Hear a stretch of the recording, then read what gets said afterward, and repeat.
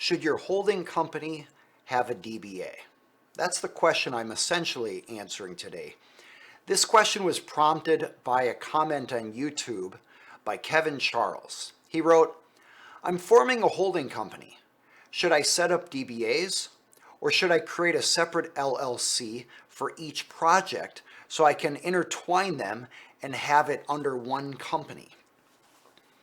Well, let's think about this. A holding company is generally to hold assets, intellectual property, real estate, business interests like stocks in a corporation or units or membership interests in an LLC, maybe equipment.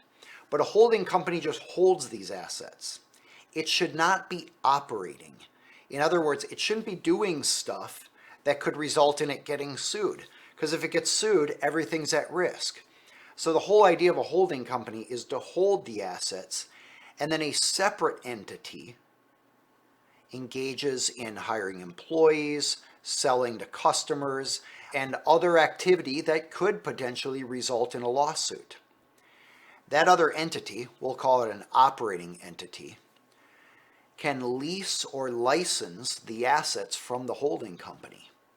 But by doing so, if that operating company gets sued, you don't have all the assets in the holding company at risk. Okay, so now that we understand how a holding company works with an operating company, the question is, should a holding company have a DBA? DBA stands for doing business as. It's sometimes called an assumed name.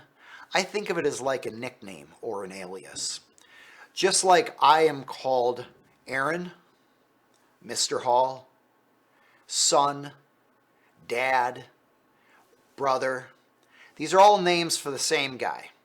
Well, think of a DBA as just another name for the same company. Do you need multiple names for a holding company? Normally you don't.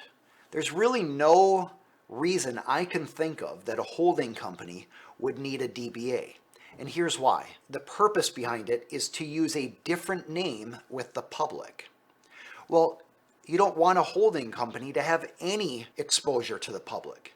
You don't want a holding company to be selling to customers, hiring employees, or anything else. A DBA should just hold assets and then license those assets or lease those assets to your other company, which is your operating company. So I can't think of any good reason to have a DBA for a holding company. You might have a DBA for an operating company. I've got other videos on that. I'm Aaron Hall, an attorney for business owners and entrepreneurial companies. This is part of a whole video series on helping business owners avoid common legal pitfalls.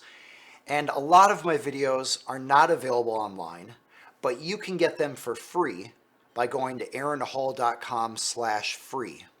First, you'll get a PDF listing 7 of the most common legal pitfalls by small businesses, and then you'll start getting video after video of valuable educational content at no cost to you, just to help you learn more about how to run a company, educate you about how to avoid legal problems, and empower you to make your business and your life better.